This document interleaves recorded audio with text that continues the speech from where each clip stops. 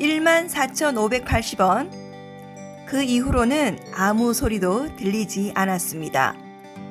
14,580원에 낙찰되었습니다. 탕, 탕, 탕. 고희라의 경락봉이 테이블을 힘껏 내리치는 것과 동시에 경매장 안에 우레같은 박수가 터져 나왔습니다. 안녕하세요. 인어공주와 함께 떠나는 문화탐방입니다. 여러분 잘 지내셨어요? 날씨가 매우 춥죠? 네, 오늘은 청화백자 철사 진사 국화문병 국보 294호, 높이는 42.3cm의 목이 긴 이병의 풍만한 몸체에는 눈부시게 흰 비단위에 술을 놓은 듯 들국화 묘송이가 진사와 철사 등의 안료를 사용하여 그려져 있었습니다. 푸른 청화 안료를 쓴 풀잎 위로는 금방이라도 날개짓을 할 것만 같은 나비가 새겨져 있는데 색채가 풍부하게 쓰인 작이면서 무늬가 양각으로 새겨진 보기 드문 명품이었습니다. 손에 땀을 쥐게 했던 이날의 사건은 실로 역사에 기억될 만한 우리 문화재 수호의 현장이기도 했습니다. 네, 재미있는 이야기 들려드리겠습니다. 이윽고 경매대 위에 목이 긴 병 하나가 올라왔습니다. 눈처럼 흰 바탕에 국화와 난초, 풀과 곤충이 양각된 병이 등장한 순간 실내는 물을 뿌린 듯이 고요해졌습니다. 마치 그 백자가 지닌 우아한 아름다움이 누구라도 그 앞에서 침묵하도록 하는 듯 했습니다. 형필은 조용히 심호흡을 했습니다. 조용하던 실내가 서서히 웅성거리기 시작하더니 여기저기에서 호기 있게 값을 부르는 소리가 들렸습니다. 맨 처음 500원부터 시작된 가격은 숨가쁘게 다투어 올라가 눈 깜짝할 사이에 3,000원까지 치솟았습니다. 3,000원 만만찮은 가격이죠? 그 당시 웬만한 기와 한 채가 1,000원 정도 됐으니 3,000원도 꽤 비싼 가격이라고 생각됩니다. 그 뒤로는 값을 부르는 목소리가 눈에 띄게 줄어들긴 했지만 5,000원까지 그다지 힘들이지 않고 올라갔습니다. 6,000원, 7,000원 되면서 두 사람만 남겨져 있는데 내 긴장이 팽팽해지고 있습니다. 7,000원 또 없습니까?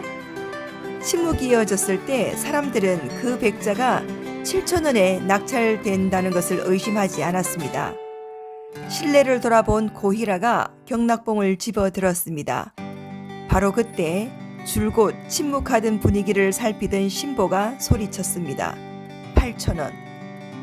네, 신보라는 사람은 간송 선생님의 일을 봐주는 대리인이라고 아시면 됩니다. 한꺼번에 1,000원이 뛰어오르자 놀라움에 탄성이 실내를 휩쓸고 지나갔습니다.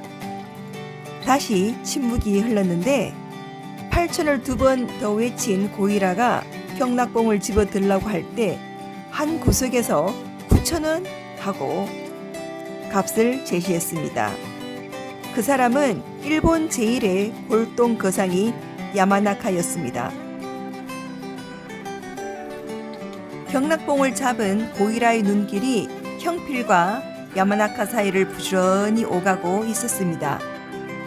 뜻밖의 강적을 만났다는 듯 야마나카는 쏘는 듯한 눈빛으로 앞을 바라보고 있었습니다. 형필의 눈빛도 흔들림이 없었겠죠? 이윽고 형필과 기앰말로 의논을 끝낸 신보가 큰 소리로 외쳤습니다. 더 이상의 추격을 떨쳐버리겠다는 결연한 음성으로 1만 원. 또다시 경매장 안은 우우 하는 탄성의 목소리 들렸습니다. 순간 야마나카의 눈썹이 꿈틀거리면서 눈썹 사이에 주름이 지나갔는데 15,000원. 야마나카는 짐짓 여유 있는 얼굴로 조용히 가격을 불렀습니다. 창과 창이 부딪히는 듯한 날카로운 긴장감 속에 가격은 500원 단위로 숨가쁘게 올라가기 시작했는데요.